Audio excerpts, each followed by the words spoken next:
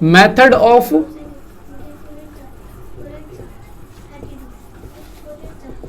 Calculation of national income, ठीक है, मैं नेशनल इनकम लिखता हूं।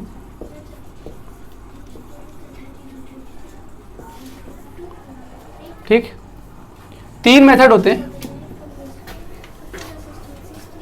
पहला होता है आपका वैल्यू एडेड मेथड,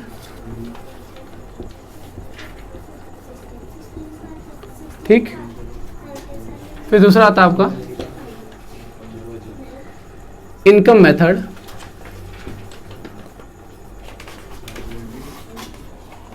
और फिर है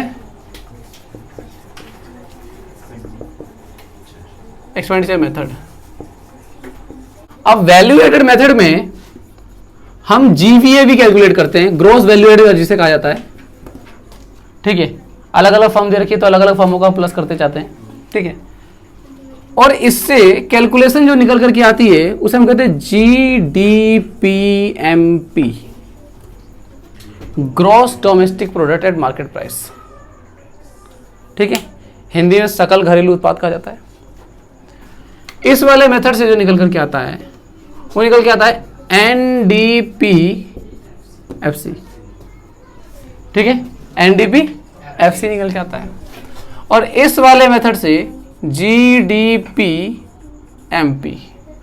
देखिए, वैल्यू एडेड मेथड और एक्सपेंडिचर मेथड दोनों से सेम जीडीपीएमपी ही निकल करके आता है, ठीक है।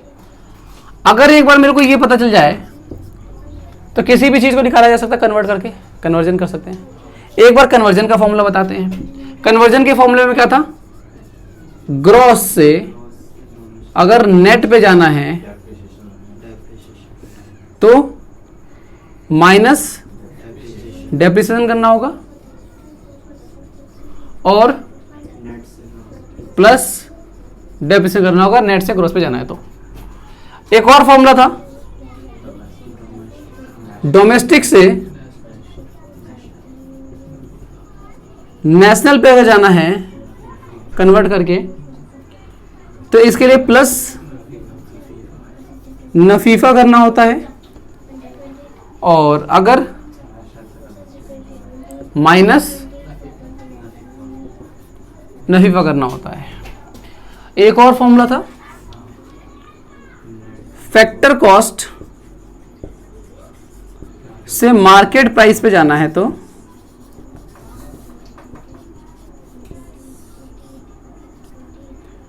प्लस एनआईटी होता है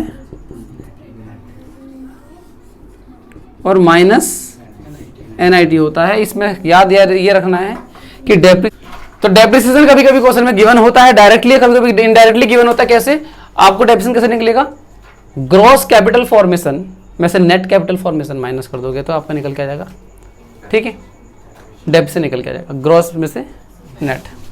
नफीफा का फॉर्मूला होता है आपका from minus to net factor from abroad minus net factor income to abroad. हमने जितना कमाया बाहर से उसको हम प्लस कर लेते हैं और हमने जितना लोगों को कमा के दिया उतना माइनस कर लेते हैं तो हम नफीफा निकल जाता है। अगला है एनआईटी। एनआईटी का फॉर्मूला होता है डायरेक्ट टैक्स, ठीक है, इनडायरेक्ट टैक्स माइनस में सब्सिडी। तो tax minus subsidy, tax question में गिवन होगा, सब्सिडी गिवन होगा, माइनस करके आप निकाल दोगे, ठीक।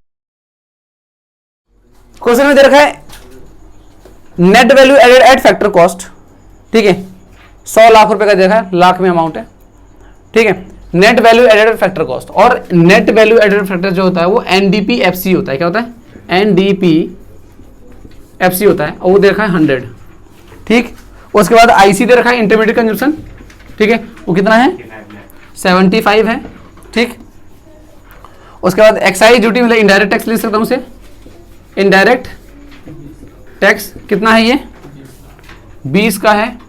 उसके बाद सब्सिडी दे रखी है 5 और डेप्रिसिएशन दिया हुआ है 10। देखिए मेरे को निकालना क्या है, वैल्यू ऑफ आउटपुट निकालना है, वैल्यू ऑफ आउटपुट निकालना है, ये निकालना है वैल्यू ऑफ आउटपुट। इसका मतलब अगर देखो क्वेश्चन कभी भी करना है ना नेशनल इनकम का तो इसमें एक चीज याद रखना, या तो आपसे ये निकलवाएगा या फिर इधर कोई एक आइटम निकलवाएगा। अगर ये निकलवाएगा तो इधर की सारी चीजें दे रखी होंगी, और अगर इधर का कुछ निकलवाएगा तो ये जरूर दे रखा होगा। तो जीडीपी एमपी तो नहीं दे रखा, पर एनडीपीएफसी दे रखा है, तो मैं कन्वर्ट कर लेता हूं, है ना।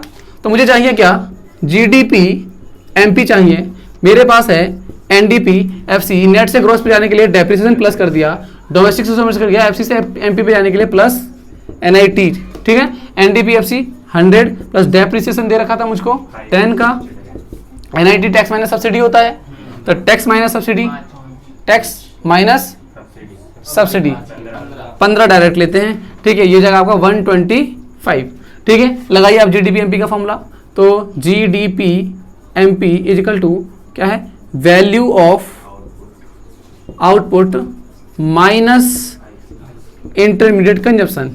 जीडीपी एमपी मेरे को 125 गिवन है, वैल्यू ऑफ आउटपुट मेरे को निकालना है, ठीक है जी, माइनस आईसी भी मुझे गिवन था 75, ये उधर जाके प्लस हो जाएगा, ठीक है। तो 125 प्लस 75 इज इक्वल टू कितना आ जाएगा आपका, वैल्यू ऑफ आउटपुट 200 is equal to value of, कोई दिक्कत नहीं। क्वेश्चन नंबर 2 देखना। अच्छा, बुक के क्वेश्चन, बुक में जो मेथड दिया गया है वो बुक में बहुत कंफ्यूजिंग है, वो पूरा का पूरा मिला के एक ही फॉर्मूला बना देते हैं, कन्वर्जन का भी और जो डायरेक्ट फॉर्मूला होता है उसका भी एक ही बना देते हैं। उस तरीके से मत करो, आप पहले एक निकाल लो, जीडीपी एमपी निकालो या एनडीपीएफसी निकाल लो, एक निकाल लो, उसके बाद कन्वर्जन का अलग से फॉर्मूला लगाओ, ठीक, कन्फ्यूजन कम होगी, ठीक है ना, गलती भी कम होगी। देखिए, calculate the sale from the following data, sale निकालनी है जी, ठीक है। क्या क्या दे रखा है मुझे, एनडीपीएफसी दे रखा है 300, ठीक है, एनडीपीएफसी दे रखा है, तो पहले मेरे को एनडीपीएफसी दे रखा है, तो पहले वही निकाल लेता हूँ मैं, जीडीपी में निकाल लेता हूँ, जीडीपी एमपी निकाल लेता हूँ, एनडीपीएफसी, ठीक है। नेट से क्रॉस पे जाने के लिए, अरे वाह क्या बोला है, एफसी से प्लस एनआईटी, ठीक है जी। चलिए, तो अब है net value added factor cost है, तो कितना दे रखा आपको, 300 रुपया, प्लस डेप्रिसिएशन दे रखा था, दे रखा है आपको 30 का, अगला क्वेश्चन है, ठीक है ना, 30 है ना, प्लस एनआईटी, एनआईटी दिया है, इनडायरेक्ट टैक्स दे रखा है, सब्सिडी दिया है क्या, नहीं दिया है ना, तो टैक्स माइनस सब्सिडी होता है, और टैक्स है आपका 20। तो देखो इसको ऐसा लिखता मैं, अगर लिखता तो 20 माइनस 0, टैक्स माइनस सब्सिडी, 330 में से और 20 प्लस हो गया 350। बोलिए क्या चाहिए आपको, मैंने फॉर्मूला लगाया जीडीपी एमपी का, ठीक है। तो GDP MP is equal to value of stock, अच्छा सेल निकालना है, तो सेल निकालना तो फिर मेरे को फॉर्मूला थोड़ा सा एक्सप्लेन करना पड़ेगा, ठीक है। तो क्या होता है formula, sale plus change in stock को डेल्टा स्टॉक भी लिख सकते हो आप, समझ में आई बात, ठीक है, और माइनस आईसी, ठीक है। सेल निकालना था मेरे को, ये मेरे को मिल गया 350 is equal to sale plus change in stock question में गिवन होगा, गिवन है बिल्कुल, माइनस का 50 है तो मैंने माइनस का 50 रख दिया, माइनस आईसी, आईसी गिवन है, इंटरमीडिएट कंजप्शन 200 का दे रखा है, तो माइनस का 200, माइनस माइनस प्लस हो गया, 250 उधर जाएगा, 350 में से 250 जाएगा, बचेगा 100, है ना। तो मैं डायरेक्ट लिख रहा हूँ sale is equal to 100 unit, ठीक है। पर 600 लाख आ रहा भाई सब सेल, तो भैया प्लस भी तो है, कहाँ पे, प्लस माइनस में, क्या plus minus, sale plus minus, अरे यार ये गलती हो गई ना, हाँ भाई 250 है ना, माइनस का 250 ना, उधर जाके प्लस का 250 होगा ना, समझ में आई बात, तो 600 होगा ना, ठीक है। देखो ये आपने वैल्यू रख दी, माइनस का 50 और माइनस का 200, माइनस का 250, माइनस का 250 उधर चले आएगा, तो 350 plus 250 is equal to sale, तो सेल आपका 600 आ जाएगा, समझ में आई बात, क्लियर।